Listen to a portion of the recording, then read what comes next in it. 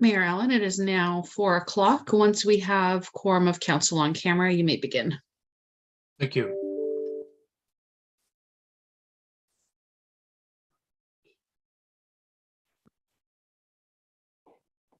Okay, can I have a mover and second to call the meeting to order, please? Councillor Cabral, Deputy Mayor Coughlin, that the special meeting of the Council of Township of Springwater of September 7, 2022 come to order at 4 p.m. All those in favor? That is carried. Members of council are participating in the meeting electronically. The meeting will be live streamed and residents are provided with the following options to watch or listen to the council meeting. You can watch the meeting on the township's website at www.springwater.ca, or you can listen during the meeting using a phone by dialing 647-558-0588 and using the ID 818-9684-2293. This option is available only during the meeting, and for those who are unable to watch the live stream, you're able to review the meeting at your convenience by watching the township's YouTube channel. Council, are there any disclosure of pecuniary interests on this meeting? Seeing none, we have heard from Councillor Mott Chapman and Councillor Moore that they'll be a little delayed in joining us. I'll now call upon Gregory Bender of WSP to present to us, please.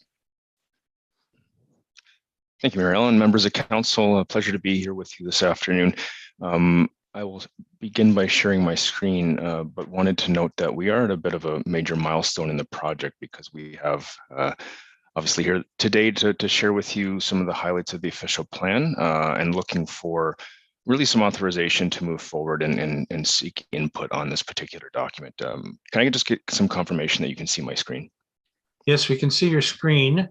As you make the presentation, you're going to be going through different sections. Do you want questions as we go along? This is certainly your meeting, Mayor Allen, but I'm happy to keep this relatively informal. So if there's any questions during the presentation, I'm happy to take them. Okay, so council, if you do have a question, let me see the yellow cards and we'll pause for the question. Thank you. Go ahead. So as noted, we've reached a major milestone in the project, and that's to start receiving input on the draft official plan. And wanted to have this opportunity to provide you with that update, give you an overview of where we are in the work program and what's left, talk about the process, some of the key sort of major policy changes from that which are in your current official plan, and talk to you about next steps. As you're well aware, this process has been ongoing for a number of years through two phases. Phase one was really the sort of that background work to talk about how we are to engage in the project. We had visioning workshops, a draft growth management strategy discussion paper, an open house to seek feedback, and then certainly a Section 26 meeting, which is a formal meeting under the Planning Act to really kick off and then authorize the township to proceed with a formal official plan project or official plan review. We finalized the discussion papers and growth management strategy after that, and then moved into phase two, which, as you recall, included a few sort of background reports, including a population employment related study, intensification strategy, and the Bayfield corridor study, all which informed policies in the new official plan, which we're here this afternoon to talk to you about. As part of the next steps, we're looking to sort of have an engagement opportunity through an open house, again, and then have the draft official plan circulated more broadly for input. We're looking to take all that input, finalize the draft, and then have a statutory public meeting with yourselves, or perhaps a version of council, and then look to have council adopt the document shortly thereafter once we've received all the input and consider that input in the sort of final draft. So we were engaged to prepare a new official plan, and we work very closely with your director to ensure we've captured all of the sort of major components and the issues that we've tried we've received in terms of input through the whole process. So we did review as part of every official plan review that we do. We look at your existing official plan. We typically don't change things if they are working, if they're contemporary, and if the township is in favor of retaining those. So we did look at your existing official plan in detail to see what could or should be carried forward. We did create a new official plan outline, which again was worked with township staff. Existing policies that in essence remain relevant were included in the new draft OP. Certainly policies that would need to be updated to conform to the growth plan, or at the time the county's official plan or the provincial policy statement, those were changed or updated as needed.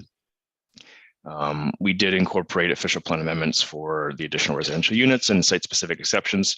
Obviously work that had been prepared or approved prior to us working on this project, where it was included in the draft official plan. And we also created new land use schedules, as well as a more sort of contemporary looking official plan, to also improve just the look and feel and the readability of the document. I'm not going to go through this in a great level of detail, but just to give you an idea of how the official plan is organized. Official plans do vary depending on the needs of the municipality that we're working with. So in this case, Springwater's OP just has a general introduction, which provides sort of how the plan should read, how you should, any interpretation, policies, that's sort of where that would be identified, and also the purpose and the basis for the official plan. Section 2 is really growth management, introduces, how the township is to grow, where that growth is to happen, and then introduces a settlement structure. We have Section 3, which is the environment, understanding its natural, the township's natural heritage features, water resource policies, things of that sort, to ensure that we are, again, in keeping with the county's official plan and any changes to the growth plan. We've got a section on sort of economic development and resources, which is Section 4. Agriculture, which obviously is a significant component in the township. We have in Section 5, which talks about the agricultural system, and how those lands are to be managed over time, and to ensure sort of the protection of agricultural uses moving forward. We have employment section in Section 6, which talks about how the employment uses are to accommodate various growth over time, and how those lands are to develop the different uses that could be located there. We have a community building section in Section 7, which talks about facilities, institutions, really just sort of more institutional uses that that would be managed by the township. Parks, open spaces, and recreation is in Section 8, which talks about various parks and those requirements, and how parks and open spaces should be integrated in future development and the growth of the township. Cultural heritage section in Section 9. We've got community design in Section 10, which talks about various design elements as it relates to streetscapes, signage, subdivision design, urban design, again, to allow for the township to have guidance on development applications, to ensure that any development application would have appropriate mitigation imposed on it, or transition, depending on the nature of that development, on existing neighborhoods. We have an infrastructure section, which talks about roads and sewers and water and utilities, to ensure that new development is serviced and infrastructure is optimized. Land use and development section, which talks about various policies in each of the land use designations. So where designation would be identified, here are the permitted uses and the land use policies that accompany that designation, as an example. Interpretation and implementation, again, is pretty typical in an official plan. It talks about, I call it like a planning toolbox. It talks about the various tools that are available to implement the official plan, whether it be enabling policies for a zoning bylaw, a community improvement plan, and also talks about land division and the policies along those lines. And we also have the secondary plans that have been carried forward in Section 14. So in terms of general updates, this obviously isn't everything, but wanted to capture some of the major ones. All the population and housing growth forecasts have been updated to reflect the growth management strategy, which was done a few years ago. We have clarified the intensification target of 15% within the delineated built-up areas in Elmvale and Midhurst, which is, again, a change that was reflected in the growth plan, and again, how intensification is to be directed. We removed redundant policies and tried to simplify sort of some of the policies I meant in terms of improving the readability of the document. We've incorporated the official plan amendments that I mentioned, again, as it relates to additional residential units. We updated terminology to be consistent with the provincial policy statement to conform to the growth plan, again, which was a major component of the review. And we've also added provisions to support active transportation, walking, and cycling infrastructure, again, to ensure that as a township grows, it has opportunities for active transportation and other modes of transportation. You recall from the Bayfield corridor study, we identified sort of how the corridor may evolve over time, and we have included policies and mapping for this particular area. I will note that the policies and mapping for the Midhurst secondary plan remain unchanged. We haven't touched them, and we did that on purpose to ensure that they are protected from any appeal. And again, we think that the secondary plan remains quite relevant, and we just carried it forward.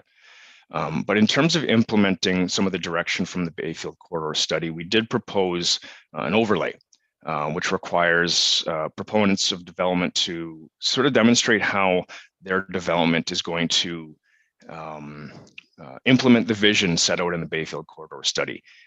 So again, that includes making the corridor a destination, improving road safety for pedestrians and cyclists, a mix of residential and commercial land uses, and again, supporting new open spaces and connections to park and green spaces. Question, Councillor Cabral?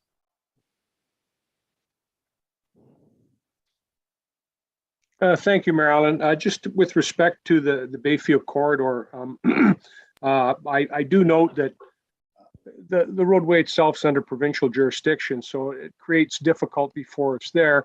Also, that there's so many existing buildings along that corridor there, and I know that there has been comments from council when this came before council with respect to the overall plan, and I'm just wondering from I mean, given that we're going to be basically redeveloping the entire south end through the Midhurst secondary plan with new roads, in particular Craig Road, that it might not be in our interests to maybe use this as a guideline, but maybe we might be, and I'm looking for Mr. Bender's opinion on this, better to do something like this from the ground up in a location where we can attract folks to this as a community location, both commercially and socially. Through Mayor Allen to Councillor Cabral. So just in terms of the overlay approach, we're not changing any land use designations because one could suggest that we actually don't know what that land use needs to be. And it does need to be sort of studied a little bit more. So what we're proposing doesn't actually place a significant amount of control on this. So it would allow for that flexibility to be built from the ground up. We're just suggesting that any proposals need to be discussed with the township, with planning staff, with other staff, and certainly yourselves, to ensure that perhaps that proposal is feeding into that vision of being built from the ground up. I'm not sure if I necessarily answered your question, but I just wanted to ensure that we didn't just start designating properties because we felt that wasn't appropriate. We wanted to allow for that flexibility to be applied. Councillor Hanna? Thank you, Mayor, and good evening, everyone. Mr. Bender, I had problems with this Bayfield corridor study when it first came forward. So I guess just a number of questions first.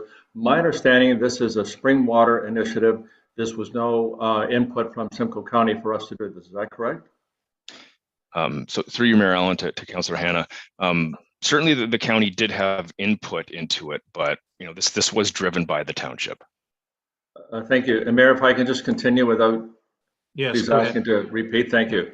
So I guess the problem I have, the development in the commercial and the residential thing, that's part of it. But to try to redefine a provincial highway by putting in sidewalks, a center median, bicycle lanes, and so on, and it's just totally, in my opinion, totally unrealistic. For example, if you got bicycle lanes in there, you're going to have people riding up to Carson Road. There's no more sidewalks, no more bicycle lanes. And the same going north, you get the 26 highway, no more sidewalks, nor bicycle lanes. I'm just giving examples why I don't think it's appropriate. The other thing I see here is that if Springwater decides they want to do this, we've got to take over ownership of a provincial highway. That means we have to plow it, maintain it, and pave it, and do all those other things.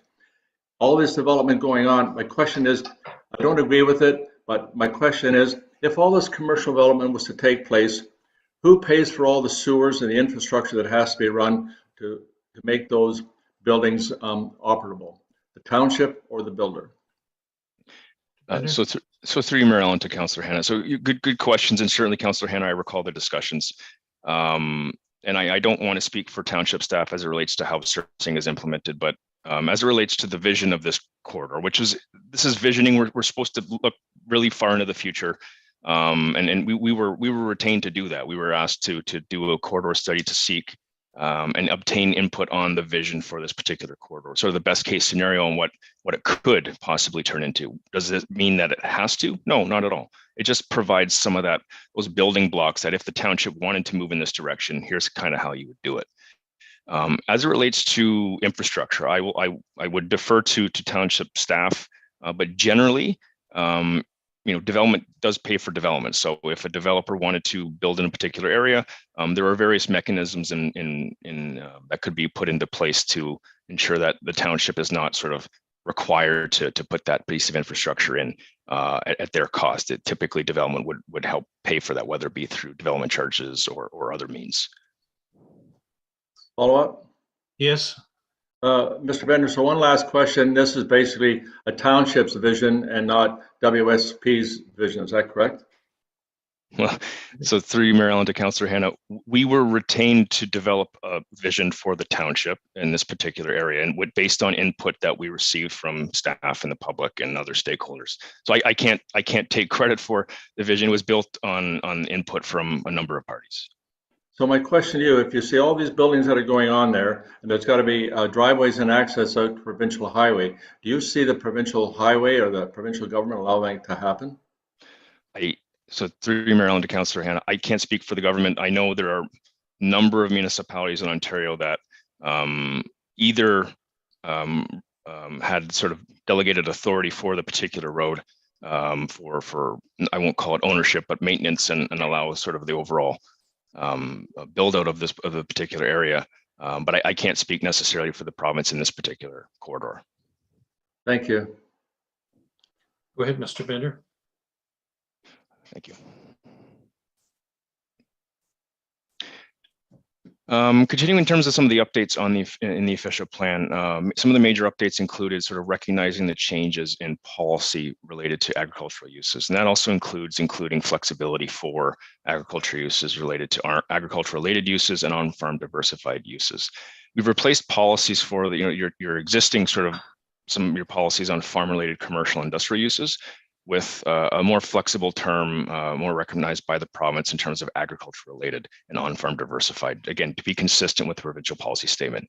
And again, the intent is to allow flexibility in the agriculture area while not minimizing impacts on agriculture uses, allowing for that flexibility for farmers to help make ends meet, so to speak, and to allow some flexibility. We've included new policies to establish ag-related uses to be permitted within the agricultural designation.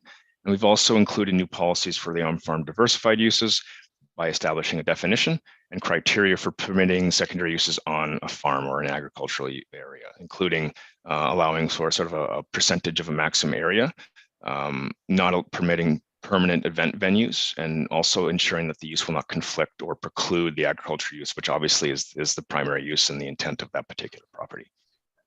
A couple of questions, Councillor Hanna. Thank you again, Mayor.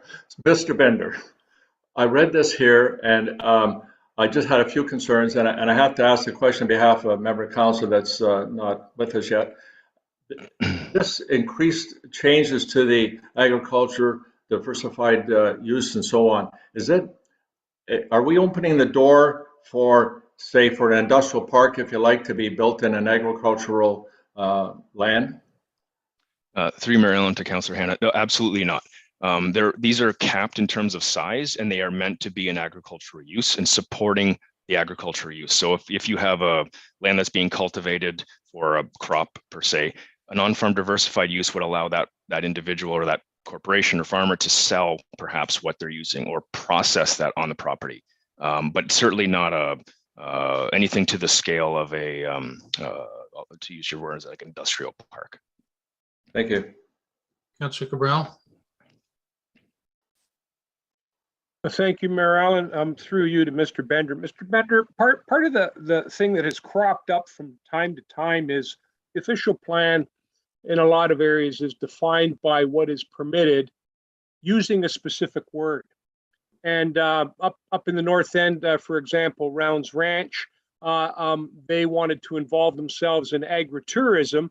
That particular definition wasn't in there. And I just want to know what the changes that have been put in here does that permit the flexibility whereby something that is not defined specifically with a word as an appropriate use for agricultural land can, if it's agritourism or something along those lines, would that still be permitted, or would they have to apply for that definition to be added via a zoning bylaw amendment? And through you, Mary Ellen and Councillor Cabral, it's a good question. I will answer generally because I don't know the exact circumstance you're referring to, but agritourism would be permitted by the official plan. I can't speak for your zoning bylaw if that would permit that or not, but certainly they wouldn't require, again, depending on the scale, they would not require an official plan amendment for that. Okay, thank you. Go ahead. We also added policies for employment land conversions. Now, there have been some policy changes by the province to allow for a bit more flexibility, and we've ensured that we are consistent and do conform with the various provincial policies and plans. But we've also, we understand that, should an application to change the designation from industrial to business park to say residential, we've got a bit more policies to guide that. So should there be an application for that, there's going to be some demonstration of need, and that conversion is needed, and it has to be demonstrated through a land needs assessment to ensure that the township is protected from any sort of unneeded conversions. That the township's employment forecasts can still be met, and there are not going to be any compatibility issues, say from a conversion of land from employment to residential, which is more sensitive and can have impacts from any existing employment uses in the area.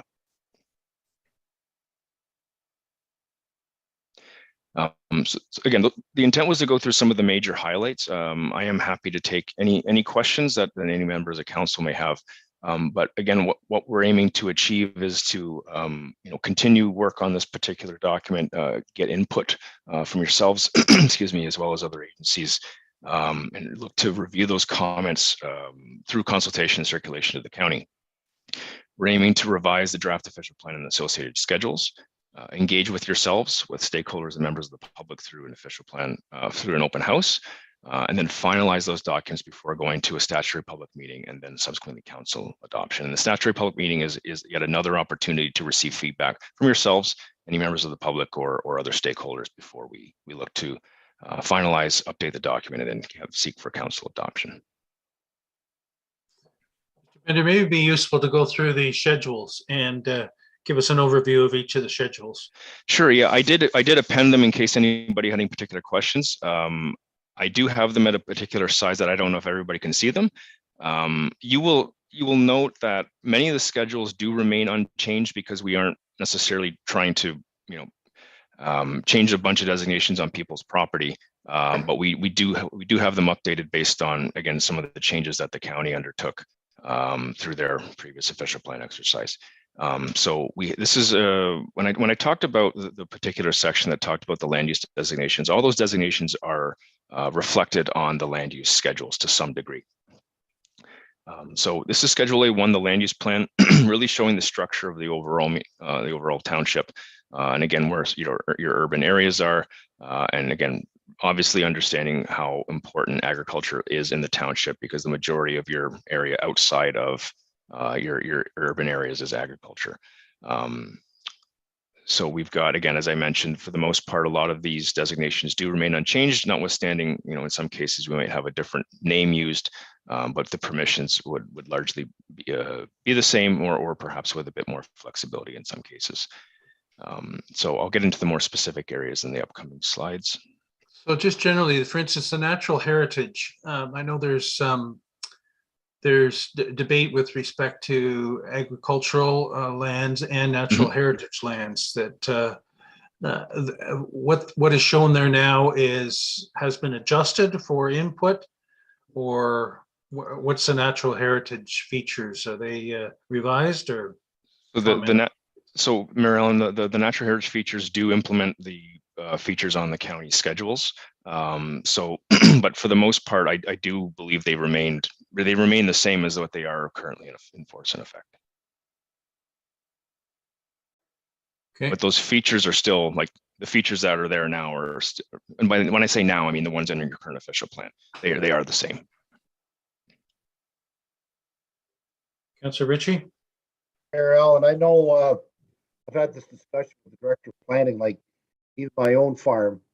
There's like, I like the present zoning that's on it now, and even then they can delete it. But what I'm seeing on this present schedule is that the whole thing, a lot of agricultural land that's worked is being covered as natural heritage, and that's not right. And when I look on the Conservation Authority, they have the same thing. So obviously that's where they're taking it from, and they're not right. And they didn't discuss anything with the public. So I'm not happy with what I'm seeing here.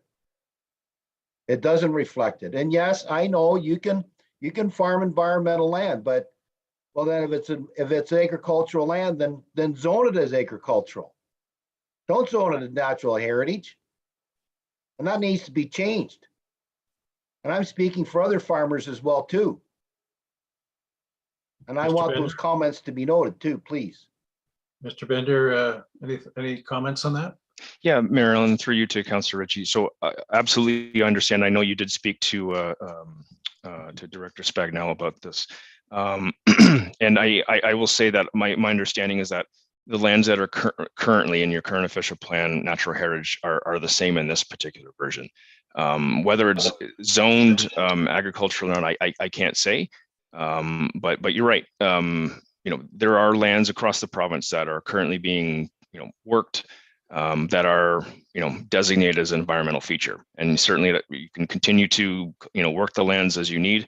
But you're right. There are many cases where there is that difference between what it might be happening on the ground, because the natural heritage feature is perhaps a little bit bigger than in that particular property. It supports the system.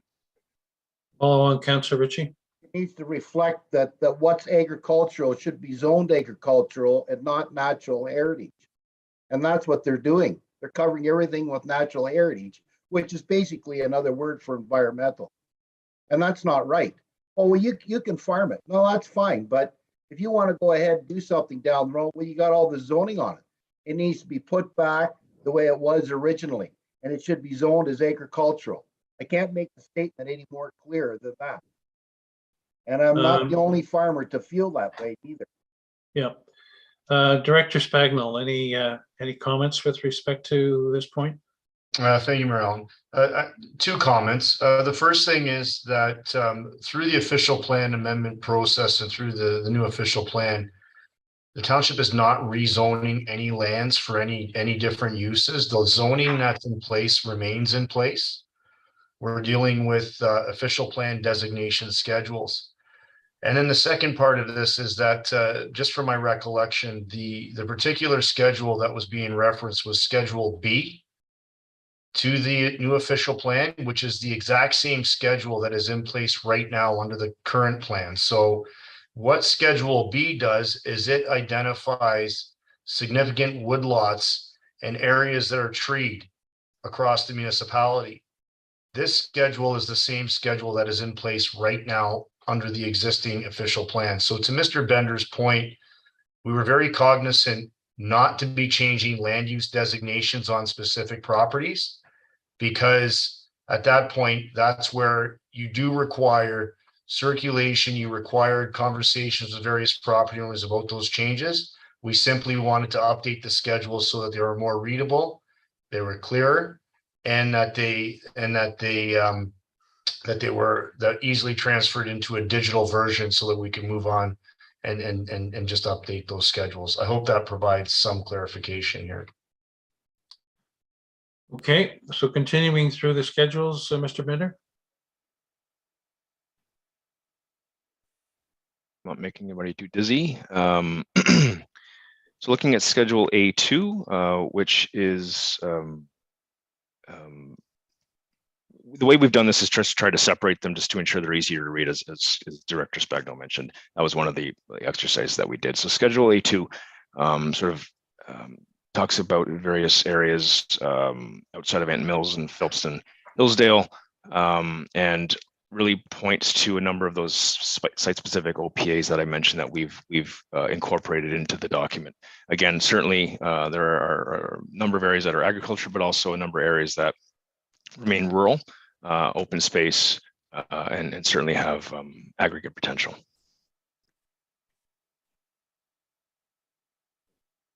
Councillor Ritchie?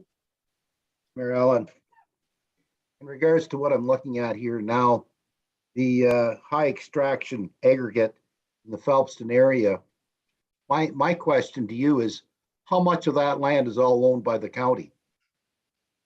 Can you give me an estimate on that? Mr. Bender? Mayor Allen to Councillor Ritchie, I can't say in terms of the amount of ownership there. I can certainly take that away and work with staff to figure that out, though. What's your follow on? Well, the point I'm trying to make here is that a lot of that land is owned by the county. And, you know, that land should be, and they're doing their municipal comprehensive review where there's been obscene amount of money spent. But a lot of these lands that's owned by the county that's got aggregate extraction on it, why aren't they being put up on the block and sold to aggregate buyers to replenish the worn out pits that we have in our area and in this area to help support and supply the development in this area? And that's a question that I have for everyone, including you, Mr. Bender. Like that's aggregate that could be, and meanwhile, that's owned or owned by the county. And why hasn't that been put up or be made available to people to develop those lands? I know that I want to make a comment of that.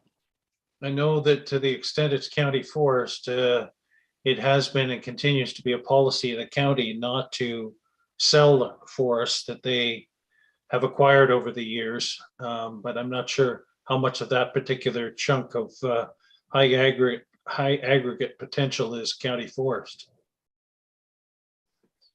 So that's a follow-up point, Councillor Ritchie. Thank you. Any other questions thus far? Okay, moving on, Mr. Bender. So Schedule A3 at the south end of the municipality, certainly lands as part of the natural heritage designation. We've got, again, additional lands for the high aggregate potential. We've got Snow Valley, Midhurst, obviously big sort of whiteouts in the area because they have their own separate schedules. And then obviously a significant amount that's dedicated to agricultural lands. Okay.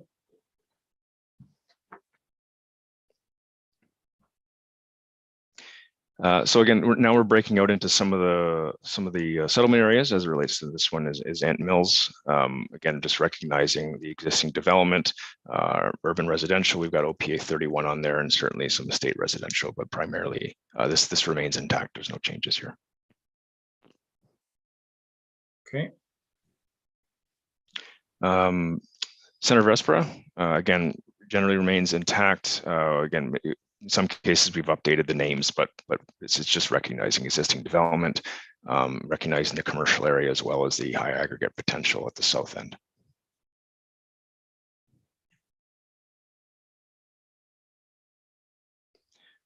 So Elmville, certainly an area of concentrated development in the township, again, recognizing existing development, but also an opportunity where future development is going to happen at the southwest, recognizing the OPAs that were adopted and approved, and certainly looking at the special policy area, sort of the western area of the settlement area.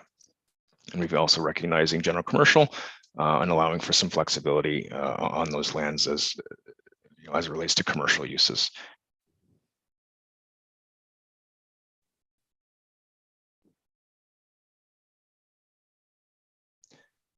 Hillsdale, again, recognizing the existing urban residential area, certainly the business park, as well as the sort of larger area to the south and the east as it relates to natural heritage and environmental protection. We also have future road improvements identified on here, which I believe is a carry forward from your existing official plan, just to recognize through policy where some improvements are needed. Can you clarify your special policy areas? What does that constitute?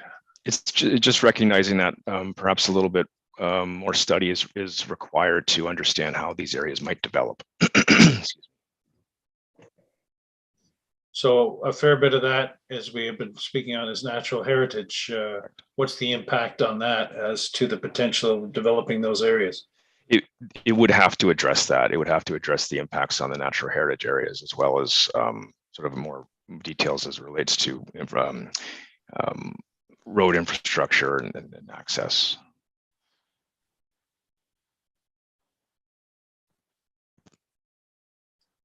And what's the timing and process of that determination? And again, I might defer to Director Spagno, but in terms of timing, again, I think it relates to, you know what, I might be speculating, so I'll defer to Director Spagno.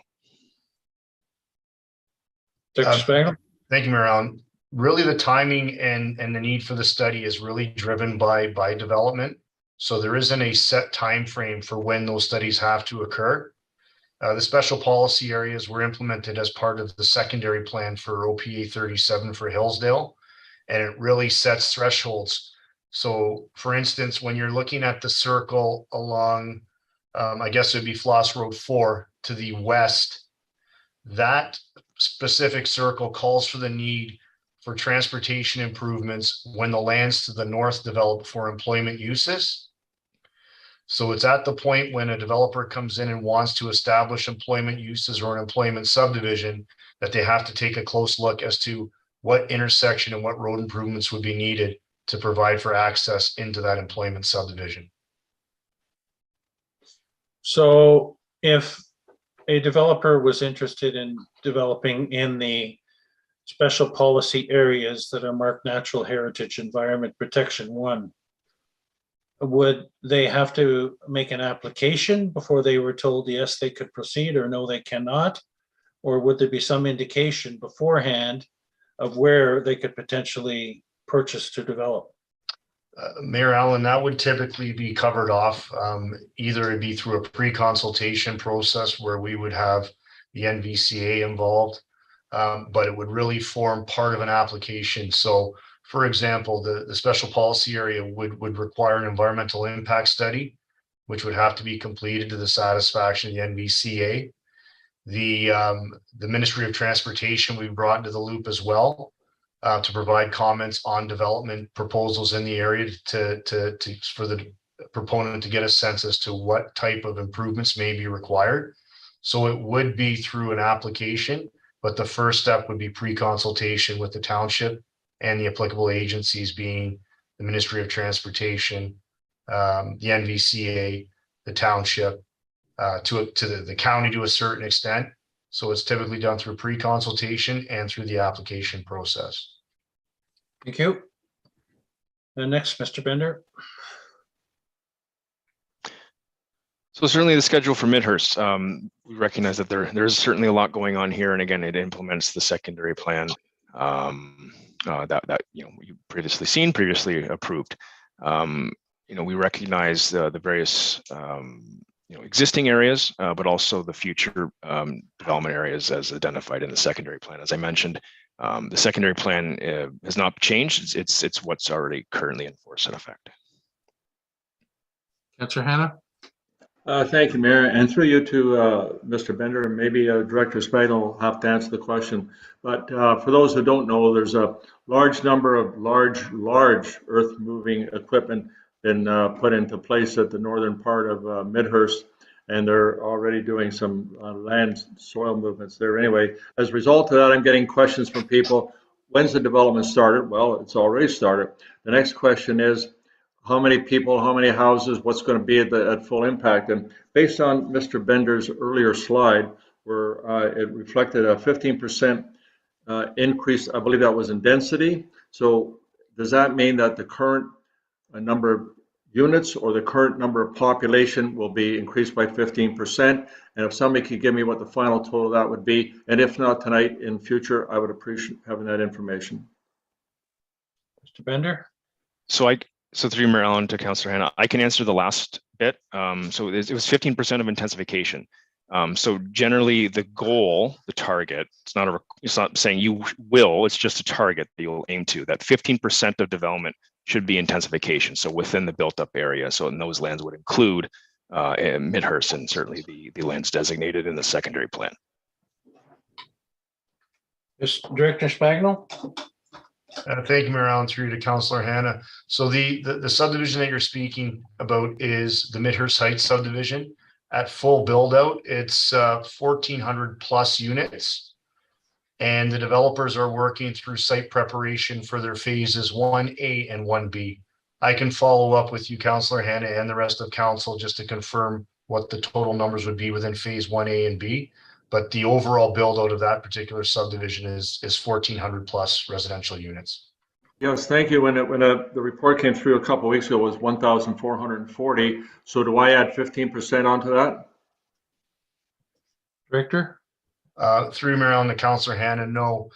When we're talking about intensification targets, that's intensification within your built area. So there are two settlement areas where there are built up areas in the municipality. One is Elmville and one is in Midhurst.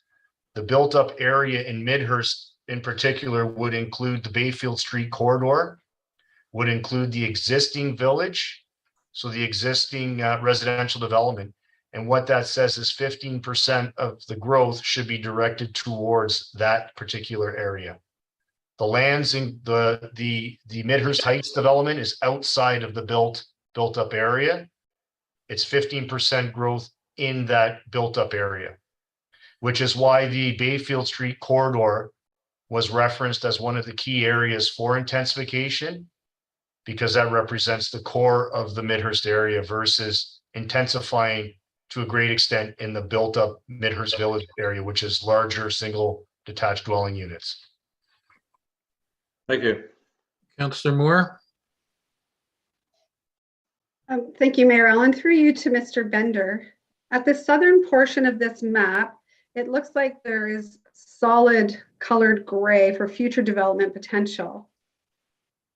Is that property zoned agricultural right now, or what is that zoning? I'm not quite sure of the location either.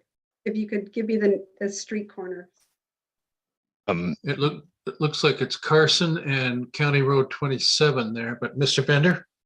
And through Mayor Allen to Councillor Moore, I might defer just to Director Spagnol because he might have more context in the particular area. I can't speak to the zoning, okay. But it represents sort of the lower southwest quadrant of Midhurst. Director Spagnol? Thank you, Mayor Allen, through to Councillor Moore. The gray area, what that reflects, it's a special policy area, and those lands were set aside as a result of agricultural uses, which include livestock, the keeping of livestock in proximity to that property. So that land has been set aside for future development because it's respective of minimum distance separation policies where residential uses cannot be located in there until such time as the keeping of livestock discontinues. As far as the zoning goes, I would have to go back and can get back to council on the specific zoning for the property, but that's the intended purpose behind the designation, is to hold those lands in abeyance due to minimum distance separation. Okay. Director Spagnol, can you tell me what that southern location is, where that road is? I see Ann Street, but I don't see how far south. Does it butt up against the airport? Is that where I'm looking? Through you, Mayor Allen, to Councillor Moore. It appears to go from, I guess, just a couple hundred meters down from Snow Valley Road. You'll see that it's kind of a pie-shaped piece that extends from north and runs south. And I believe that goes up to, I want to say, up to Sunnydale Road. I could also follow up on that. It might not. What may be helpful, maybe just for the maps, is maybe as a takeaway from this discussion, maybe to make the street names a little bit more legible so that we can get our bearings in the mapping, and we can definitely do that just to to clarify that so that we can get our geographic locations. Thank you. That would be really helpful for me. Thanks. And I can confirm that definitely. Okay. Councillor Ritchie? Thank you, Mayor Allen. I had a question, and I just want to follow up with what Councillor Hannah was talking about. Like when I went up Gill Road there, I seen heavy construction equipment there in the fields, and is that another development that's taking off? Is that the development that Councillor Hannah is talking about? I seen, like I said, big equipment in those fields out there. So can somebody confirm that that's what that's more development that's going on? Or Director Spagnell, can you enlighten me on that? Yep, Director Spagnell. Thank you, Mayor Allen. Through to Councillor Ritchie. So that development, the developer is Rose Corp. That's for the Midhurst Heights subdivision. They obtained approval to start site preparation and grading works through an agreement with the municipality. And that's why you're seeing the machinery up in that particular location. Thank you. Okay, continue on, Mr. Bender.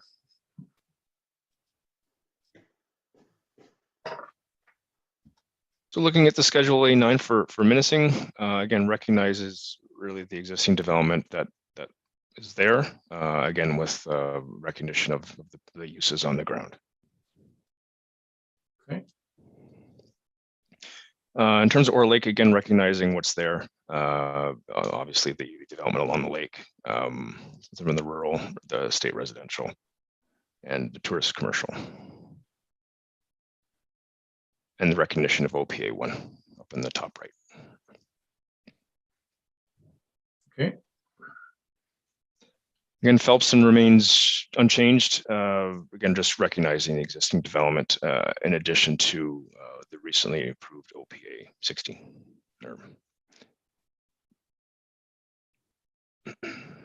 All right.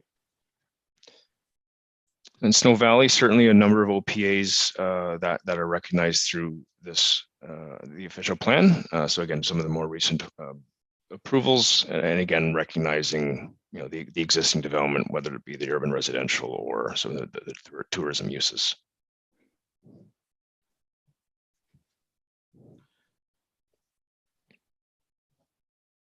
Okay.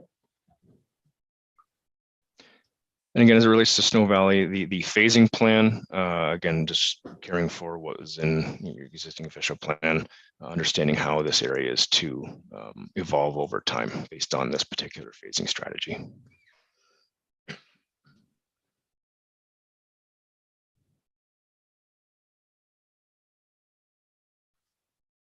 Okay. So Spring Lakes, Schedule A13, again, recognizing OPA 8 and 18 in terms of how this area is developed. Just recognizing the approvals through this particular schedule.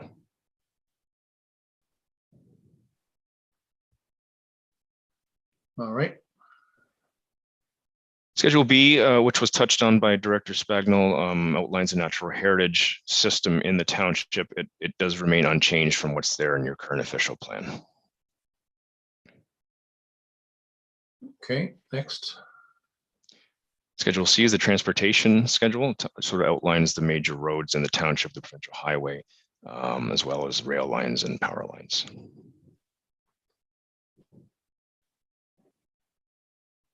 Okay. That's it. And yeah, the black screen, yes, that's it. Okay. Next steps, Mr. Bender? Sure, I'll go back to that. So as I mentioned, we continue to look for input, whether it be from yourselves or the county as a part of their review. We're going to continue to receive input and look to revise the draft official plan and the schedules based on that. We want to continue engaging with yourselves, stakeholders, and the public as part of this exercise to ensure that what we've done in here considers everything that's been provided. Once we finalize the official plan and schedules, we'll look to have a statutory public meeting. Again, sort of another opportunity for council, members of the public, and stakeholders to provide input, and then have all that input considered, and then have council adopt the document or consider adoption for the document. Councilor Cabral? Thank you, Marilyn. Clarification, I don't know if maybe I missed it, but Mr. Bender, I'm wondering if you might be able to advise our trails and whatnot that we have. I know some of them do follow the railways that were basically abandoned and now have been repurposed and reutilized. Would they be found somewhere else on mapping, or should they be included in this transportation map? So through Maryland to Councillor Cabral, we do recognize that in the policy, and I can speak to Director Spagnell to see if we can include some of the trails, if that's the direction that we want to consider on the schedules. It does make for potentially a bit more information on the schedule, but I think, provided the information is available, I think we can consider that for sure. Thank you.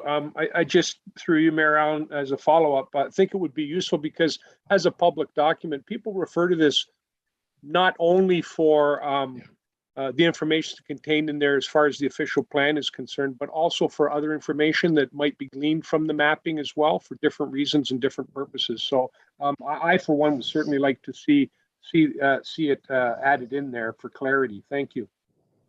Maybe just to avoid busyness, separate trails versus roads might distinguish it and make it a little clearer to interpret. Good point. Okay. Anything else, Mr. Bender? Not for me, Mayor Allen. I can't speak for staff, but I think all I wanted to do was just to convey sort of some of the major policy changes in the document, some of the schedules, and then talk to you about the process. So that would be it. Director Spagnell? Thank you, Mayor Allen. I think just 2 points. The one point on the trails aspect, I'm wondering if at this point it might be more appropriate to wait until there's any updates done as part of any future studies that might occur with respect to any master plans and trails master plans, so that we have updated mapping to include. We can definitely take that back about the inclusion of a separate schedule with the existing trails that are there as a starting point, but we may want to take a look at what process and what programs we have in place to start looking at our trails and our parks and recreation facilities and our properties. And then the other point I'd like to make is, and just reiterate that the official plan amendment, so the new draft policies and the schedules will be uploaded and will be available for review on the township's website as well, under the official plan page. And again, to Mr. Bender's point, we will be circulating the documents to the applicable agencies, residents who have submitted requests to be circulated on the documents, and also other stakeholders. So I just wanted to make sure that council was aware that the documents will be available online for reference purposes if there's any residents that are interested and want to take a look. Thank you. What's the target time frame for the statutory public meeting? Well, Mayor Allen, with the election upcoming, it was the thought was that we would allow for some considerable review time. So my thought is possibly in the new year, looking to try to get adoption early in the new year after that public meeting. So there should be ample opportunity and time for public review and stakeholder review leading into that. And that's kind of where we see this, where we see the adoption, and we see the timeframes going for adoption of the new plan. Okay. Thank you, Mr. Bender, Director Spagnell. So if there are no further questions or comments at this point, can I have a mover and seconder for the confirmatory? Sorry.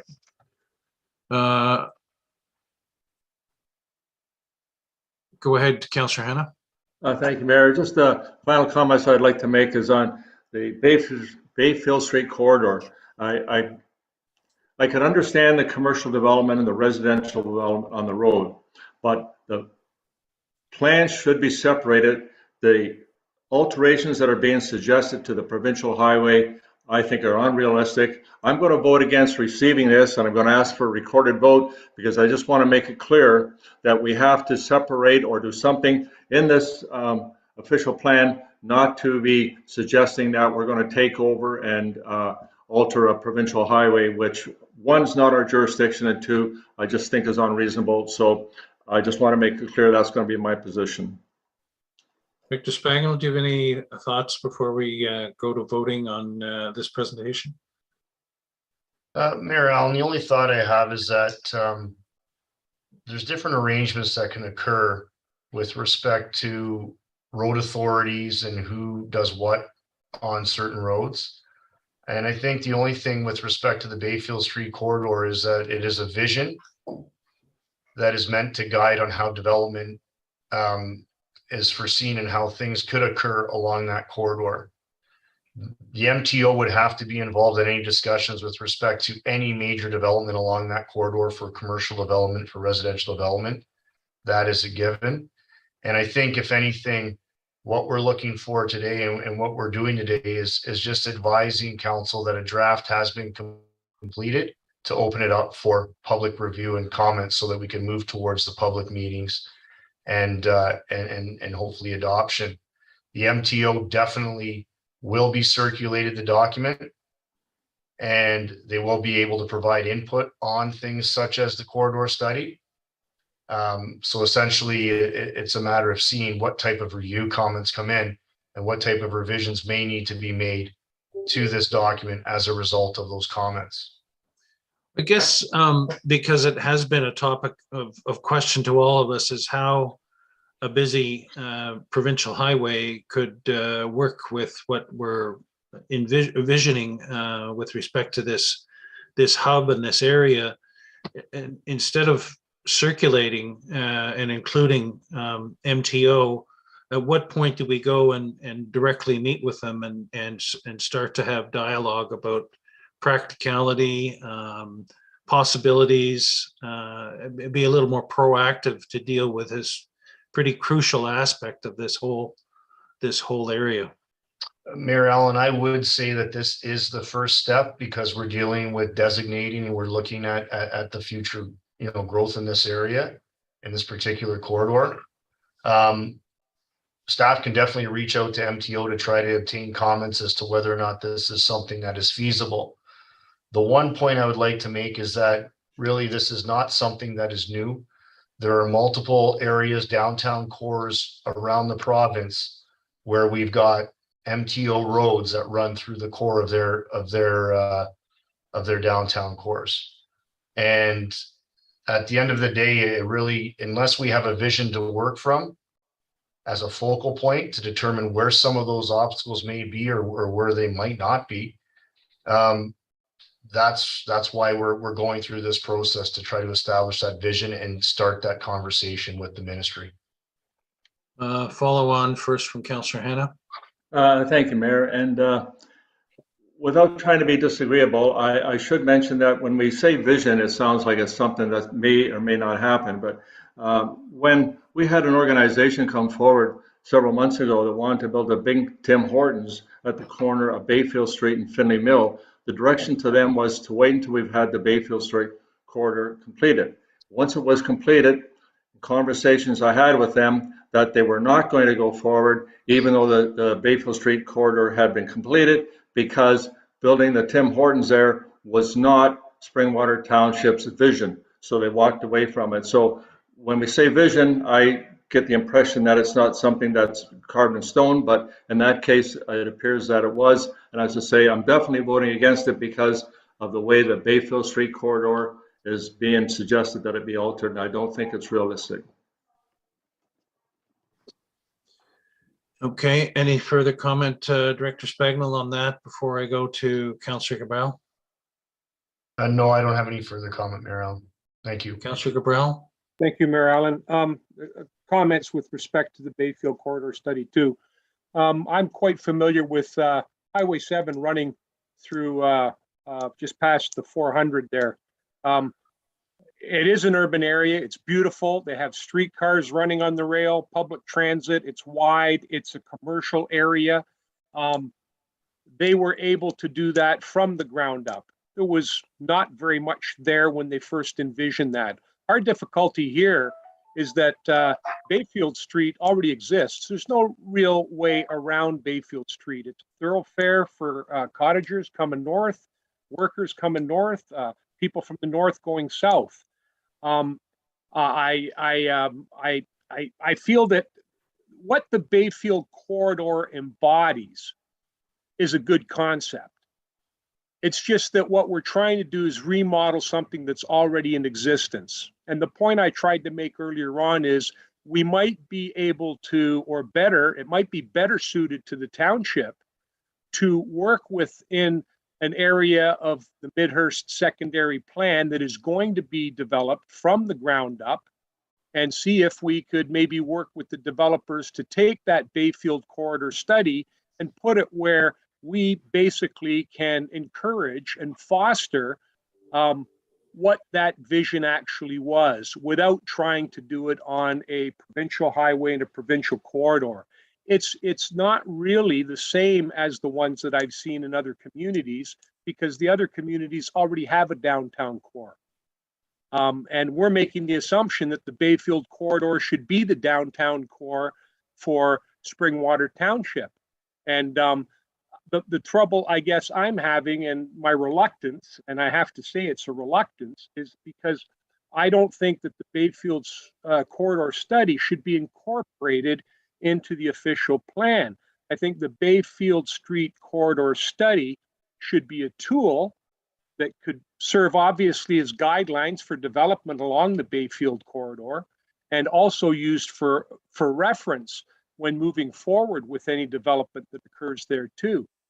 But I think it also provides opportunity to take that vision and possibly look at another area in Springwater Township that is basically a blank canvas that would permit township and the developers to build something like the villages of St. Andrews, some of the concepts that have actually been brought before council earlier on, but on a larger scale.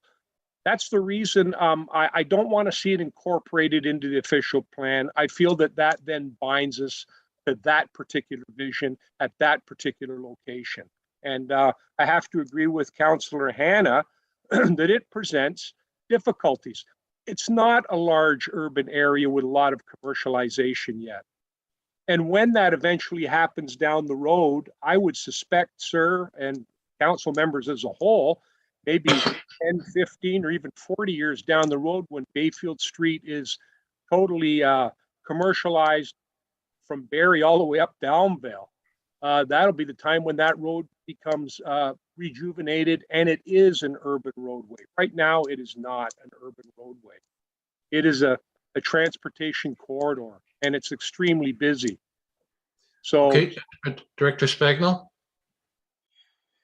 Thank you, Marilyn. I think the only thing I'd like to point out is that this is something that has been identified in the Midhurst secondary plan as a key corridor. The main focus being the Finley Mill, Highway, Bayfield Street, and Snow Valley intersection as the core area for the Midhurst secondary plan.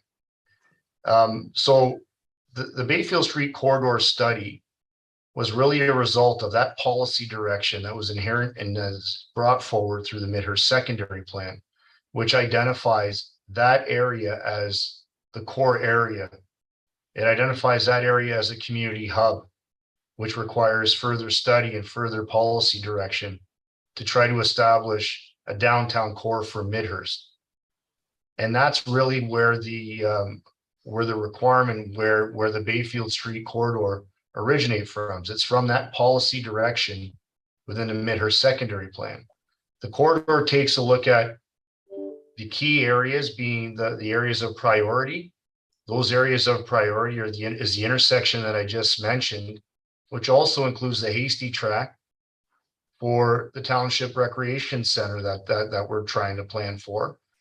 And it identifies and establishes land uses along the corridor in line with what was prescribed for in the Midhurst secondary plan. So with the goal to go and establish a core downtown area in Midhurst, because the findings of the secondary plan was essentially that there was a lack of a core central place within the secondary plan that needed to be looked at and studied. So that's where the corridor study came from. It came from the policy directives within the Midhurst secondary plan, which identified the need to take a look at that area and establish priority in that area as a core downtown area for Midhurst. I think, Director Spagnell, that the sooner we approach MTO on a proactive basis to really get their perspective, and the sooner we take a look at other examples of how this has worked in other communities, the more we'll be able to be convinced that it's doable, it's workable. And so I think that would be beneficial for the next council, definitely. Who had their card up in order? Did Councillor Ritchie have a card up first? Yep, go ahead. I agree with what you're doing, Mayor Allen. I think that, but we're a year late because these discussions should have been had when they were doing from Snow Valley Road up where they've redone it.